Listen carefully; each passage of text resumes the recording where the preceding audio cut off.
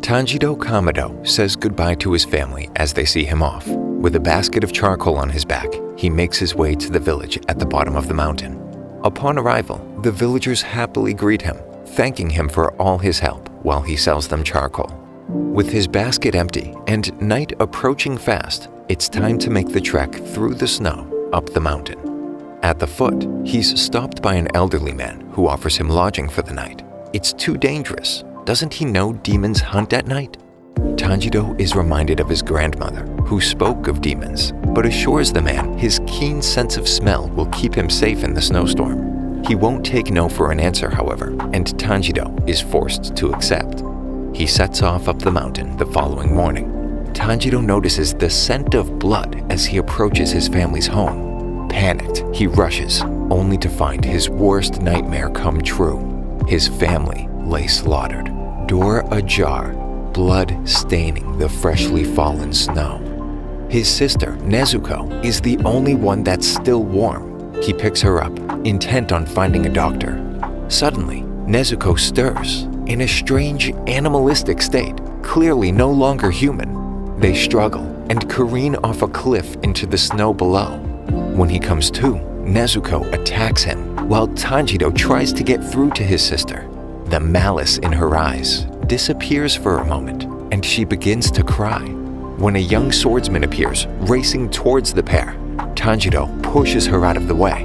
The swordsman is furious and demands to know why he's protecting a demon. Tanjiro explains that it's his younger sister, but the young swordsman isn't having it. He frantically tries to convince him that there was another scent at the scene, and his sister does not eat humans. He insists that he's going to find a way to change her back, but the swordsman tells him it's irreversible. Tanjiro gets on his knees and begs him to spare her as he holds a sword to her throat. Reminded of his own family, the swordsman berates Tanjiro, telling him that being weak will just get him killed. His failure led to his sister being captured, and there's no way he'll be able to protect her. Filled with rage, Tanjiro gets up and launches a frontal attack. He throws a stone at the swordsman and rushes directly towards him with his hatchet, but the swordsman knocks him unconscious before he can get in for a hit. But the hatchet is gone. Where? Suddenly, the hatchet becomes lodged in a tree right beside the swordsman's head.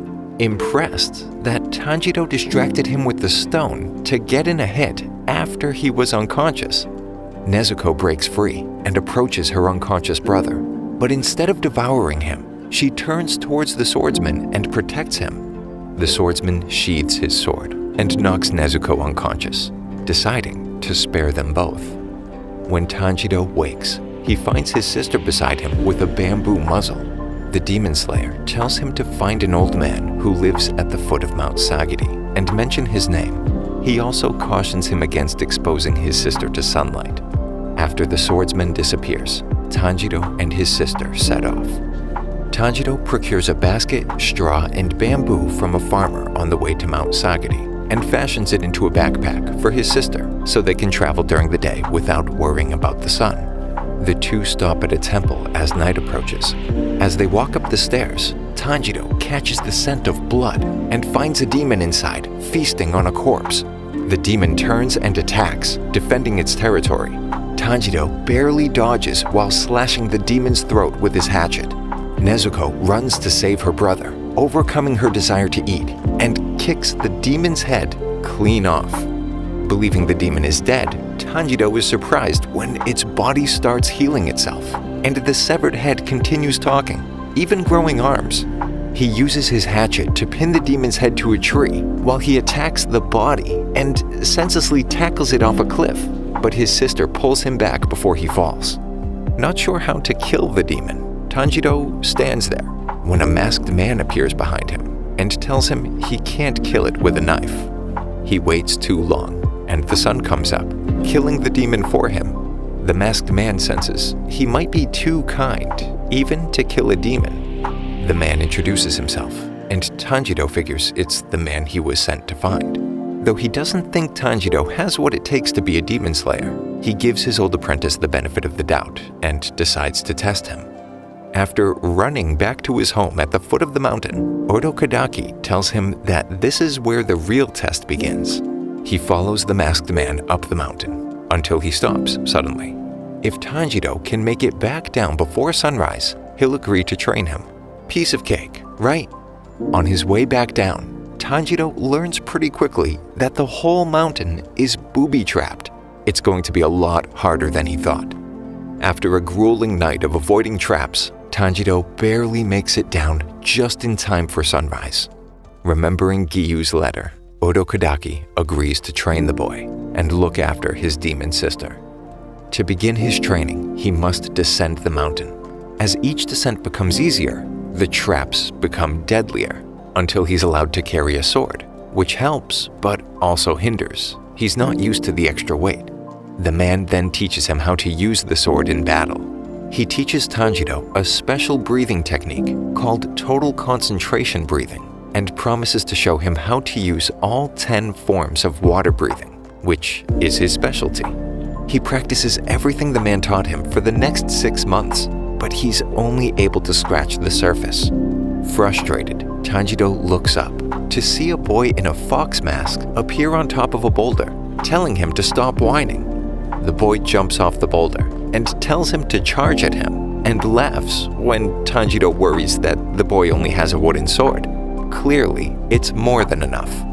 He berates Tanjiro for not learning anything. Simply repeating from memory doesn't make one a master. He needs to pound the lessons into his body so he never forgets, until they become second nature. After he knocks Tanjiro unconscious, he says he's leaving the rest to a small girl who appears. When Tanjiro wakes up, the girl introduces herself as Makomo and the boy as Sabito. She stresses the importance of total concentration breathing, telling him that the only way to truly master it is to practice it until it kills him. For the next 6 months, that's exactly what he does. Well, he stops before it kills him, but he comes close. One day, Tanjiro is confident that he'll finally beat Sabito one-on-one. They both lunge at each other. It's over in an instant. Tanjiro's blade slices through Sabito's mask, revealing a smile underneath. He's finally ready. The next thing he knows, the two mysterious children are gone. It wasn't the mask he cut through, but the boulder. Tanjiro attributes his success to finding the opening thread. When he picks up a scent, it manifests itself as a thread that guides his blade to an opening. Odokodaki appears behind him, confessing that he thought cutting the boulder would prove impossible. He set that as a goal because he didn't want to send another student to their death in the final selection. He has nothing more to teach him, but this isn't the end of his hardships, only the beginning. Odokodaki tells Tanjiro that demons gain strength in proportion to the number of people they've eaten, with some gaining the ability to use blood demon arts. As he departs, Tanjiro tells him to say hi to the two children he met, which shocks Odokodaki. How could he possibly know the names of the dead? Arriving at final selection, Tanjiro is amazed by the out-of-season wisteria surrounding the mountain. A pair of twin girls explains how demons hate the flower, and as such, they're trapped on the mountain. Whoever survives among them for 7 days passes the final selection. On the first day, a demon attacks from above, only to get into an argument with another that appears, allowing Tanjiro to kill both at once. They both turn to ash. Just like Odokodaki explained, the Demon Slayer's Nichirin swords are the only thing other than the sun that can kill demons.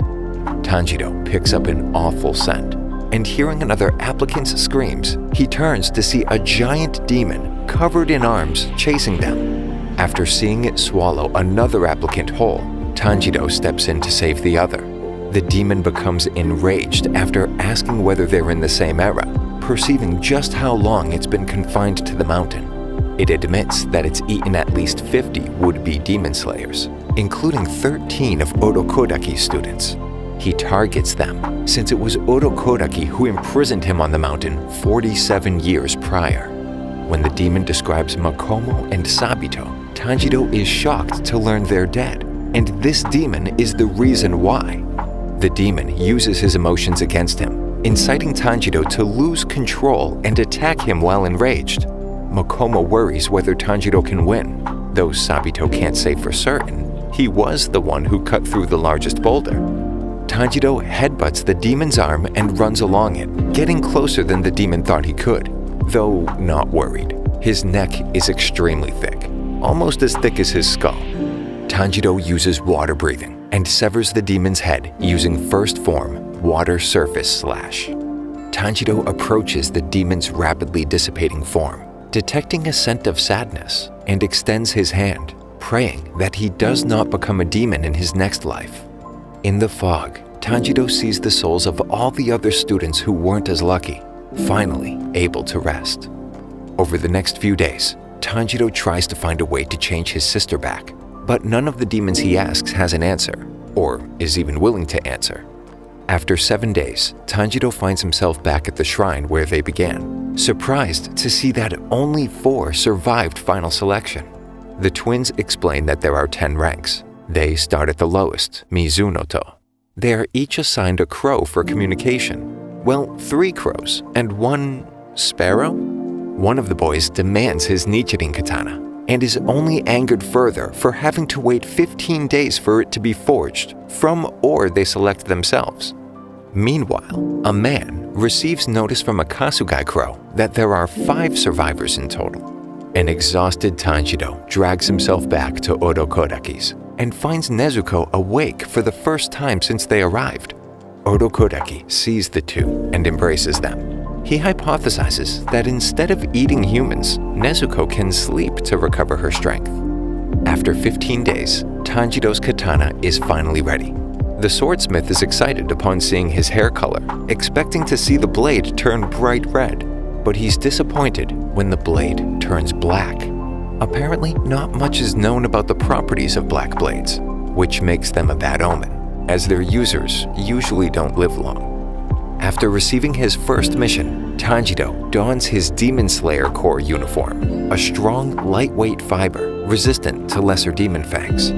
Odo Kodaki hands him a box to carry Nezuko in. Arriving in the town of his first mission, Tanjiro crosses paths with Kazumi, the last person to see the latest victim alive. He takes Tanjiro to the site of his significant other's disappearance. A girl makes her way to bed in another part of town. A dark, inky spot on the floor follows her. 2 arms sprout from the floor as the spot envelops her.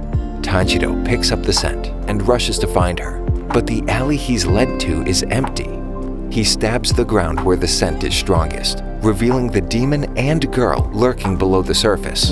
Demanding to know where the other girls are only garners angry screeching from the demon. He gives the girl to Kazumi, who's shocked to find out demons exist. He remembers the last bit of information Odo Kodaki shared.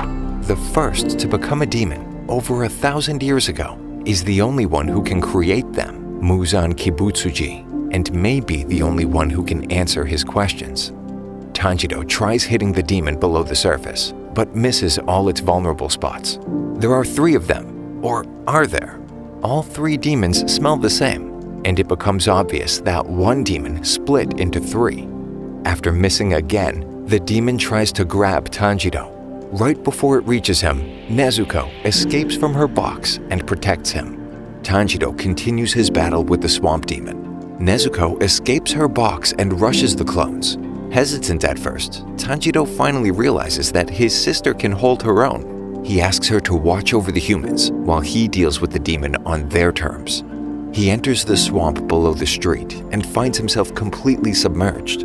Despite his lack of footing, Tanjiro recalls that the water-breathing Form 6 is usable even without solid ground. With one fluid motion, he decimates the 2 clones, while his sister fights the 3rd above. She's taken by surprise, and when the demon thinks he has an opening, Tanjiro leaps from the swamp below, making sure the demon keeps his hands off Nezuko. Tanjiro questions the demon, but it's terror-stricken the second he mentions the name Kibutsuji. He gives Kazumi the personal effects of the victims he recovered from the swamp and asks him to get the rescued girl home safely before setting off. With barely a moment to breathe, Tanjiro's Kasugai crow shows up and directs him to Tokyo. In Tokyo, the sheer number of people overwhelms Tanjiro, who decides to go somewhere quiet to eat. Just as he's about to dig into a bowl of udon, he detects the scent present the day his family was killed. It leads him to a man with his wife and daughter. Kibutsuji masquerading as a human. While Tanjiro tries to confront him, Kibutsuji turns a passerby into a demon to distract him. Chaos and confusion ensue, and he uses the distraction to make his escape. Tanjiro is left to deal with the newly turned demon, all while processing the shock of coming face to face with his family's killer. The newly turned demon bites his wife before Tanjiro is able to gag him and pin him to the ground. Kibutsuji leaves the commotion, quickening his pace as Tanjiro calls him out. As he struggles, a woman scratches her arm, drawing blood and filling the air with a strong scent that subdues the man. Clearly a demon herself, having just performed blood arts, she introduces herself as a doctor. Meanwhile, Kibutsuji leaves his family to deal with some demon business. He's confronted in an alley and quickly dispatches both assailants, while terrifying a woman. After injecting her with his blood, her body begins to deform and her head explodes, unable to handle the rapid transformation with that volume of his blood. He summons two of his subordinates and orders them to find the demon slayer wearing Hanafura earrings, becoming enraged as he recalls the demon slayer who nearly killed him wearing the same earrings years before. Tanjiro returns to the udon stand to apologize when he notices the young man who was accompanying the doctor earlier standing off to the side. They follow the young demon through the streets until he walks straight through a solid wall. It turns out that his blood demon arts can create illusions.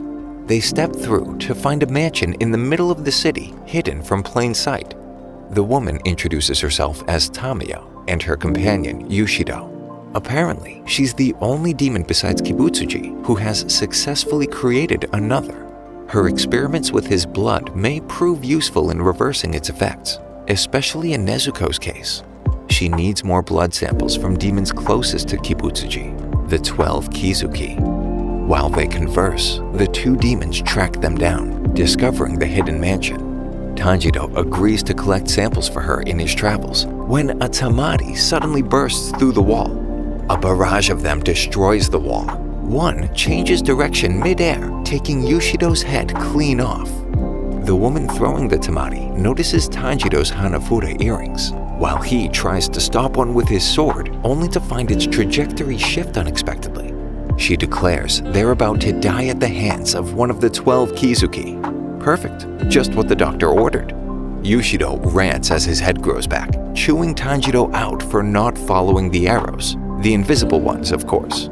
After lending Tanjiro his sight via blood demon art, giant red arrows appear out of nowhere, pointing in the direction of the projectiles, allowing Tanjiro to discern their changing trajectories. Nezuko joins the battle, attacking the demon in the tree. Disrupting his hand-eye coordination makes the arrows disappear temporarily. Tanjiro manages to lop the woman's arms off, though she regenerates incredibly fast. They decide to switch targets. Tanjiro sees the opening thread as he closes in, but it snaps as an arrow appears beneath his feet, sending him flying. Nezuko attempts to kick a tamari, but loses her footing.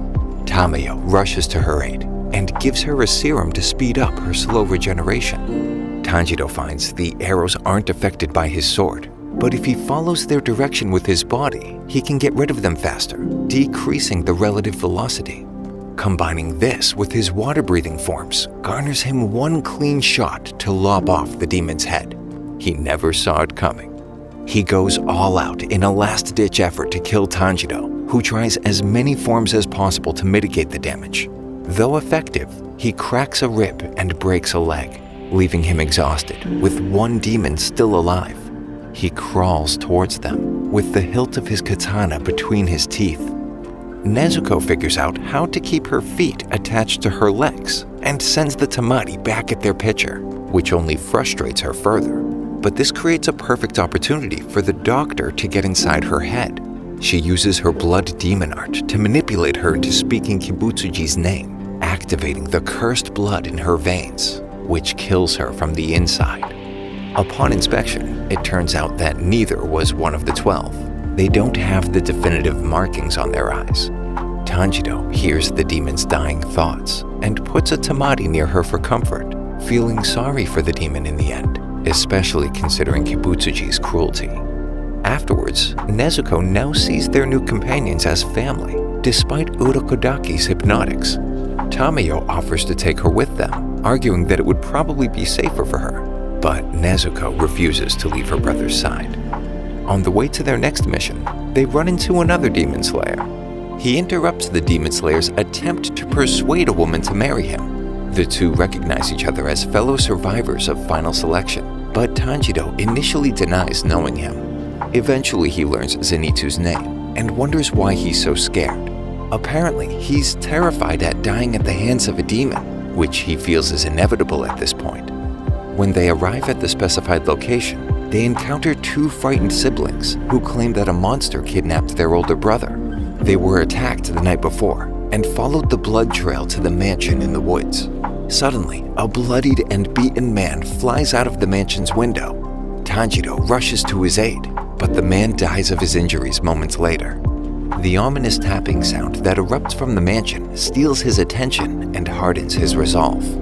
Tanjiro leaves Nezuko's box in the children's care and enters the mansion with Zenitsu. When he asks if he will protect him, the last thing Zenitsu wants to hear is that he'll have to fend for himself due to Tanjiro's previous injuries. Now he's even more afraid of dying at the hands of a demon. While trying to calm Zenitsu down, they are interrupted by the children entering the mansion, who were scared by the noises coming from the box. Despite Tanjiro's warnings, they insist on sticking with the demon slayers, though the group quickly becomes separated. Zenitsu tries to convince the boy that's still with him that they should leave, dragging him along as he looks for a way out. They run into an unknown swordsman wearing a boar mask, which only frightens Zenitsu even more. Tanjiro and the girl see a demon walk past the room. Drums protrude from its body, which solves the mystery surrounding the ominous rhythmic sound. Tanjiro lunges, sword in hand, but before his blade connects, the demon hits a drum, and the room begins to spin, literally. The boardsman appears, busting through the wall. Excited, he exclaims that the demon's going to fall by his hand. The boar-masked stranger launches his attack. The demon simply strikes the Tsuzumi, causing the room to flip upside down and throwing the little girl onto the ceiling. Tanjiro instructs her to hold on to the furniture, while Boar Mask uses him as a springboard, irritating him further. The demon taps the drum twice, causing the room to spin back right side up, and the girl lands on the floor, only to be stepped on by Boar Mask, who seems to be the only one enjoying the rotating rooms. Tanjiro tosses him away, angry about him harming the girl. Impressed by this feat, Boar Mask challenges Tanjiro to a fight, ignoring the threat of the demon altogether. Suddenly, the demon slayers find themselves in different parts of the mansion. Tanjiro picks up the scent of blood, unlike any that he's ever smelled before. It leads him to find the kid's older brother, who apparently has a special type of blood that makes demons stronger by several magnitudes. Elsewhere, Zenitsu and the boy walk through dark hallways when a demon suddenly attacks them. Zenitsu is too scared to fight and faints, but in his unconscious state, he slices through the demon's tongue, somehow suddenly capable and courageous. He uses thunder breathing first form without even opening his eyes to save the boy's life, only to come to and believe that the boy must have done something to defeat the demon. The drum demon mutters something about wanting to devour someone with Marechi blood, revealing that he was once lower rank 6 of the 12 Kizuki. Tanjiro leaves the children with the drum that the older brother found and goes to face the demon. He remembers his training, which gives him the confidence to push through his injuries. He detects a mold-like smell whenever the demon uses his claw attack, allowing him to anticipate and avoid the slashes. This gives Tanjiro an opening to use total concentration water breathing, 9th form, splashing water flow, turbulent, to deal a devastating blow. After collecting a blood sample from the drum demon, Tanjiro goes back to the brother and sister, and they make their way to find the exit. Tanjiro picks up the scent of blood, and they hurry outside to find Zenitsu clutching Nezuko's box while taking a beating from the boar-masked kid. He sensed a demon inside the box and is angry that he won't allow him to kill it. Zenitsu knew all along that there was a demon in the box due to his amazing hearing ability. But if Tanjiro says the box is more important than his life, it doesn't matter what's inside. Zenitsu commits to protecting it. Upon arriving at the scene, Tanjiro is furious, immediately attacking the kid with the boar mask. He tries to stop the Rogue Slayer by breaking his ribs, despite the taboo against demon slayers harming one another. Fighting like an animal, the Slayer forces Tanjiro to retaliate. Eventually, he headbutts him, causing the boar mask to fall off and reveal a feminine and delicate face, despite the strong and muscular body. The Slayer introduces himself as Inosuke, who promptly loses consciousness. He wakes up a while later to find the others burying the dead near the mansion. Tanjiro's Kasugai crow then directs them to descend the mountain. Bidding the siblings farewell, the three set off. They arrive at a house bearing a Wisteria family crest, and an elderly woman helps them rest and recover. Inosuke informs them that the only reason he entered the final selection was to test his abilities on demons, and Zenitsu asks Tanjiro about his reason for carrying a demon. As Nezuko suddenly exits the box herself, Zenitsu becomes infuriated with Tanjiro for having a girl with him all this time. Zenitsu is smitten by Nezuko's beauty and chases her around, much to Tanjiro's annoyance. Inosuke sits outside, listening to them, while the woman caring for them, Hisa, appears next to him and gives him clean clothes to wear while she washes his. The three are given a clean bill of health by a doctor, and shortly afterwards, Tanjiro's Kasugai crow informs them of their mission. They must head north-northeast to Mount Natagumo. Hisa sees them off by striking a Kiribi flint, telling them to live their lives with immense pride and wishing them luck in battle. The three reach Mount Natagumo, and Tanjiro detects a scent and runs off with the others in tow. They find an injured demon slayer begging for help, but he's suddenly pulled through the air back into the forest. Inosuke and Tanjiro rush after him, finding the forest covered in spiderwebs, annoying the former. Zenitsu is, of course, scared and hangs back. They find the demon slayer, who informs them that he and 10 others entered the forest. Soon after, one of them drew his sword and slashed another in the throat. To his horror, he watched his fellow corps members dismember one another, not remembering that they were brethren, as if they were puppets. An exhausted Kasugai crow informs a man in a shrine about the massacre. 2 Hashida, Gyu Tomioka and Shinobu, are sent to investigate. Meanwhile, Zenitsu sits on the road, feeling left behind by Tanjiro and Inosuke, but he's motivated to join them in the forest after remembering that Nezuko is with them. As Tanjiro, Inosuke, and the surviving demon slayer explore the mountain, they hear a strange rattling sound and see the corpses of dead demon slayers walking towards them. They realize that the corpses are being controlled by a demon manipulating the spiderwebs attached to them. Tanjiro and Inosuke tried to free them by cutting the threads, but they keep reattaching. A demon presents himself, casually strolling along threads of web among the treetops. He insists that they will not be permitted to disturb their family and departs as casually as he arrived. Inosuke uses his beast-breathing technique to locate the demon controlling the threads and finds a pale demon woman sitting on a boulder in the distance. Zenitsu enters the forest in search of Nezuko, but is exhausted after running hard into the woods. The surviving demon slayer stays behind to hold off the puppets while Inosuke and Tanjiro go after the puppet master. The demon woman is startled by a voice from behind calling her mother. The demon from earlier, Rui, asks if she will be able to kill them. Terrified, Mother initially doesn't answer Rui, but then claims that she will protect him, begging Rui not to tell Father. A living, controlled girl yells for Tanjiro to run and swings her blade at incredible speed. The threads on her body contort her arms back, breaking them at the joints, and she screams in pain, but is forced to continue her attack. Tanjiro has an idea and lures the controlled girl by running away, forcing her to chase him. He spins back around, grabs her in his arms, and uses his enhanced strength to fling her high into the branches, leaving her dangling in the air and no longer a threat. Inosuke becomes excited and wants to copy his move. He lures another demon slayer into running after him and throws him into the branches. Unable to do much with the tangled threads, Mother deems the controlled demon slayers useless and snaps their necks, to Tanjiro's horror. Tanjiro detects the scents of two demons and senses something in the distance. They encounter a giant headless demon doll controlled by the threads and weaponized with blades as its arms. Inosuke goes in to attack, but forgets about the spiders. Tanjiro jumps in front of him and blocks the puppet's attack. He then launches Inosuke, who cuts off the arms while he takes care of the legs. Inosuke lands the final blow, and then launches Tanjiro at the puppeteer just to prove he's on the same level. When Tanjiro notices the demon's fear, he uses a painless strike to decapitate her. Before she disappears, she warns him that a member of the 12 Kizuki is on the mountain.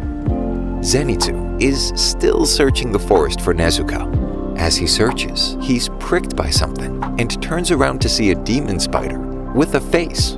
In his panicked state, he flees and runs into another spider demon who tells him that he has already lost. He realizes that he's been poisoned and is slowly turning into a spider himself. He seeks refuge in a tree and has a flashback to his training days. He took refuge in a tree once back then too, and was struck by lightning, turning his hair blonde and caused his unconscious state to turn into a sort of flow state.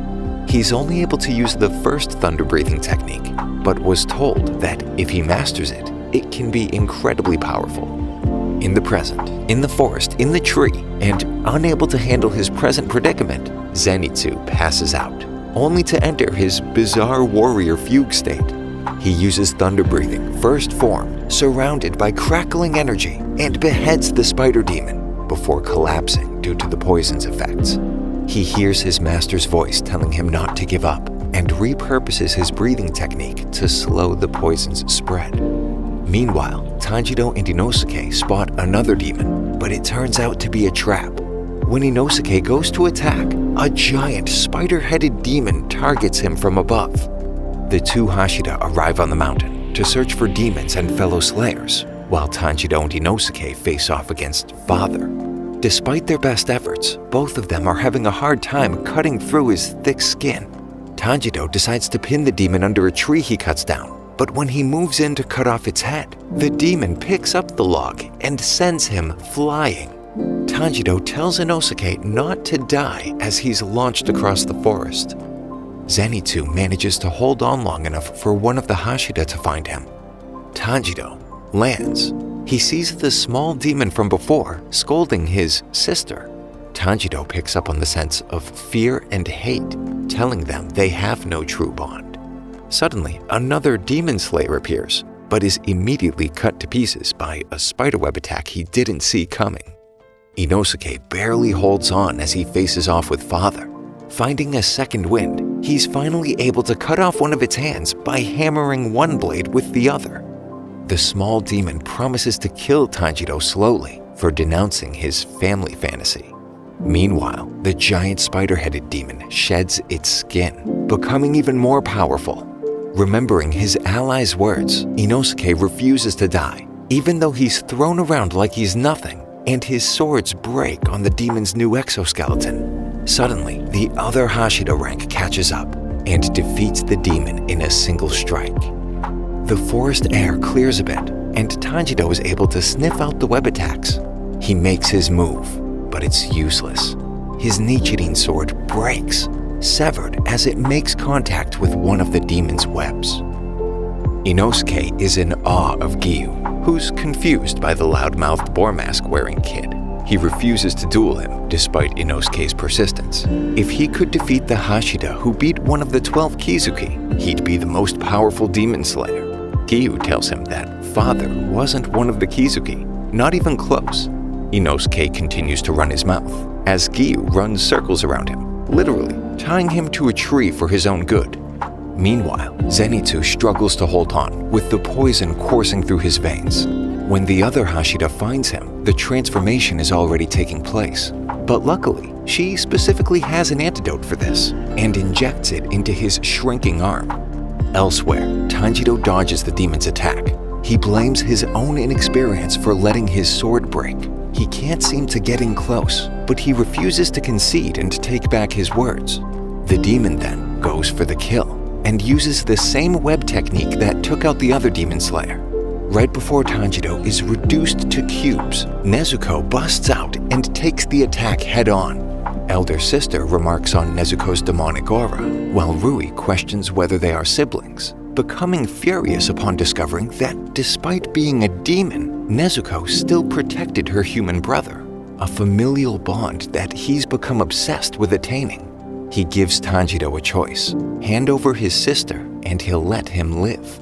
Confused as to what his motives are, Tanjiro refuses. Attempting to recreate their bond through fear completely misses the point. Tanjiro resolves to decapitate him with his broken blade, only to excite the demon as he reveals the number on his eye, the sign of the 12 Kizuki's lower rank 5. The demon uses his threads to string Nezuko up, enraging Tanjiro, who tries to slice his neck, to no avail. His skin is even tougher than his threads. Rui kicks the demon slayer as Nezuko struggles above. He tightens the threads, and Nezuko decides it's the perfect time for a nap. Tanjiro manages to slice through Rui's threads, mustering up enough rage to pull off the 10th form of his water-breathing technique, but is quickly rendered helpless by Rui's blood demon art, cutting thread cage. His life flashes before his eyes, and he remembers his father performing a ritual and stressing the importance of controlling his breathing to become Hinukami, the Shinto fire god, a special technique passed down through the generations, along with his Hanafura earrings. Tanjiro's breath changes. The flowing water turns to flame as he shifts techniques to slice through the demon's threads. Rui goes on the defensive as the reignited fury of the Slayer closes the distance. The opening thread appears, and Tanjiro ignores the others. Above, his narcoleptic sister is moved to awaken by the voice of her mother, urging her to save her brother. Her eyes snap open. Her blood wets the threads and begins to glow. The threads burst into flames. Tanjiro has his opening. The blade connects as the flames intertwine, and the demon's head is separated from its body. Tanjiro collapses from switching techniques without proper training, expecting the scent of ash, only to realize with a sense of dread that Rui isn't dead. The demon mocks his false victory. He was one step ahead the whole time. As Tanjiro reaches for his blade, he's ensnared by Rui's blood demon art, and as the threads dig into his skin, Giyu appears. He frees Tanjiro, reassuring him before using water-breathing, 11th form, Dead Calm, which does exactly what the name suggests, as Giyu calmly executes the clueless demon. Meanwhile, Elder Sister remembers being chased by demon slayers, only to be saved by Rui. She goes through an initiation where she consumes Rui's blood, joining his family. Sister complains about the sham of a family, shares her plan to escape, and invites her along. Rui catches them and kills Sister, betrayed by the same demon who's now running right into a demon slayer. She captures him in a cocoon. Shinobu materializes behind her, toying with the demon, before using her own insect breathing technique combined with a needle-like sword laced with poison to kill her, as she isn't strong enough to decapitate demons. As Tanjiro reaches Nezuko, Rui's severed head falls, and he realizes that he did everything to get what they have, failing in his naive approach. Memories of the demon's past start to surface, revealing that he was once a sickly boy who chose to become a demon after meeting Muzan Kibutsuji. He murdered his parents when they decided to put him out of his misery, also planning to turn the blade on themselves, unable to go on, feeling that they failed their son. Kibutsuji comforts him, but Rui spends his life as a demon trying to recreate the broken familial bonds out of a profound sense of guilt that transcends his memory loss. Tanjiro places his hand on the remnants of the demon's clothing, picking up the scent of unbearable grief, empathizing with the child, and allowing him to feel the touch of human warmth one last time. Giyu tells him not to waste his time, but Tanjiro demands he remove his foot from the demon's clothes. He will avenge the dead, but cannot bring himself to trample on demons who spent their lives in despair and regret. The Hashira stops when he notices Nezuko, shocked to see her alive years later. Suddenly, Shinobu appears, intent on killing Nezuko, but Giyu refuses to allow it and protects the siblings. She ignores him, opting to pursue them, and she reminds Giyu she isn't alone. The insect Hashida's apprentice catches up to them, but before she can do anything, a Kasugai crow relays orders to bring the siblings in, alive.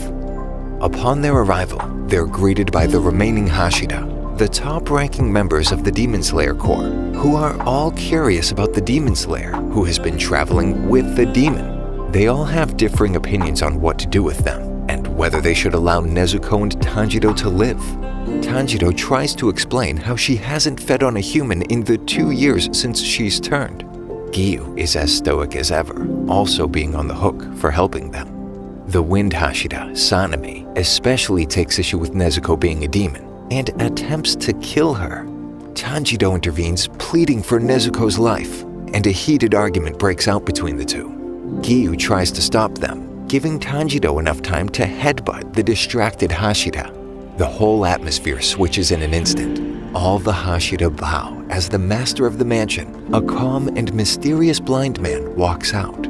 He asks them to accept his sanction of the siblings' lives, as a letter from Orokodaki details how both he and Giyu resolve to commit seppuku if Nezuko ever hurts a human. He also points out that Tanjiro is the only one to cross paths with Kibutsuji, which is valuable intel. The group fires a barrage of questions at Tanjiro about his encounter with Kibutsuji and seems suspicious of this story. But Sanemi remains preoccupied with Nezuko's unusual condition and decides to test her to see if she poses a threat to humans. The master passively allows the test to take place. The Wind Hashida cuts himself and tries to entice Nezuko to attack him to disprove the claims. He agitates her further before opening the box despite Tanjiro's protests. Nezuko remembers Orokodaki's conditioning and refuses to attack. She had resolved to view all humans as family. The master acknowledges that some will not accept them, but they can prove themselves by defeating a 12 Kizuki. After the trial is complete, Shinobu offers to house them at the Butterfly Mansion while they recover. Just as they are escorted away, Tanjiro runs back and requests permission to headbutt the Wind Hashida, only to be promptly pinned and forced to leave. But not before the master tells him to say hi to Tamayo, surprising Tanjiro and only creating more questions about the Demon Slayer Corps leader. They arrive at the mansion to find Zenitsu losing it on the attendants. Tanjiro remarks that he's smaller than usual. He's still under the effects of almost becoming a Spider-Man. Inosuke is oddly quiet for a change, having lost his voice and a little bit of confidence. The master meets with the Hashida to discuss the threat of demons and express his faith in them, believing he has assembled the strongest Hashidas since the feudal era. They discuss the difficulty of finding competent demon slayers and how the aggressive actions of the lower five only drew attention, helping cover Kibutsuji's tracks. The master vows to defeat him. Tanjiro and Inosuke undergo rehabilitation training to recover from their injuries. They are put through a grueling regimen that tests their physical and mental strength, with each day feeling like an eternity. When Zenitsu is well enough to join them, the head attendant, Aoi, explains 3 rehabilitation tests to him: stretching, reflex training, and full body training. Inosuke is stretched out and finds it intense. The reflex training involves throwing cups of medicated water at each other, with Shinobu's silent apprentice, Kanao, proving too quick for Tanjiro. The final test is a game of tag with Aoi and Kanao. Zenitsu excuses the 3 of them, and as soon as the boys get outside, he loses it on them, furious that they would complain about training with girls all day while he was stuck in bed. Despite his feeble attempt at privacy, the girls hear everything. Back inside, Zenitsu enjoys training a little too much. For 5 days straight, Kanao goes undefeated, and Zenitsu and Inosuke quickly lose confidence and stop going altogether. Tanjiro is determined to beat her, wondering what her secret is, though not for long, as he learns from one of the attendants that she uses total concentration breathing 24/7. That's why he can't even come close to the girl's level. Tanjiro trains hard all day, every day. and when he's not running around like a crazy person, he's working on his total concentration breathing. One night, Shinobu appears beside him and comments on his training. She wants to entrust him with her dream of humans befriending demons. Tanjiro senses something and calls out her underlying anger. She admits it. That's her secret. She's always angry. Her sister died at the hands of demons, and despite her sister's sympathy for them, she and the other Hashira have a deep resentment towards them. But she still tries to carry on with her sister's dream. She asks Tanjiro to protect Nezuko, and his unrelenting sympathy for demons greatly reassures her. He works tirelessly to maintain his total concentration breathing throughout the day and night with the help of the attendants, determined to become stronger and beat Kanao. Inosuke and Zenitsu want to catch up, so Shinobu fills them in, and they join in. Kanao watches them, remembering her childhood. She was once a nameless girl who suffered poverty and abuse. After being sold into slavery, she met Shinobu and her elder sister Kanae, who rescued her and took her in. They noticed how she seemed emotionless, appearing to have no will of her own. Kanae came up with the idea of flipping a coin whenever she wants to make a decision on her own, something she continues to the present day. Tanjiro's crow notifies them of the arrival of their new swords, but when he goes to meet the swordsmith, he gets chewed out for having broken his swords. The apprentice swordsmith is beaming about smithing swords for his first dual wielder. That is, until Inosuke takes his brand new swords and uses a rock to create his signature notches along the blade. Tanjiro faces Kanao in a full-body training exercise and seems to be keeping up with her. He defeats her by grabbing her hand. In reflex training, he puts a cup on her head instead of splashing her with the water. This victory inspires Zenitsu and Inosuke to push themselves harder in their own training. After a final medical exam, Tanjiro asks Shinobu about Hinokami Kaguya and fire breathing, but she doesn't know much about them. She suggests he could ask the Flame Hashira. Before leaving, Shinobu tells Tanjiro that she expects great things from him. Elsewhere, in a strange liminal space created by a demon's blood art, the rest of the lower six gather before an unknown woman. She begins speaking in Kibutsuji's commanding tone. He informs them of Rui's death and his decision to get rid of the rest of them permanently. When he gets to the last member, she's ecstatic to die by his hand, prompting Kibutsuji to spare her, even giving her more of his blood. Tanjiro, Inosuke, and Zenitsu receive a new mission from their Kasugai crow to join Kyojuro Rengoku on the Mugen train, which now reports a total of 40 missing passengers. Tanjiro meets with Kanao and thanks her for helping him with his rehabilitation. She flips a coin to make the decision to speak to him. This is the first time she's spoken. It's like she's showing another side of herself, as if she had two faces. She explains her inability to make decisions on her own. She feels as if nothing matters, least of all herself. Tanjiro suggests that she listen to her heart, but Kanao is wary of such a wager. He asks for her coin and decides that if it lands on heads, then she has to listen to her heart going forward.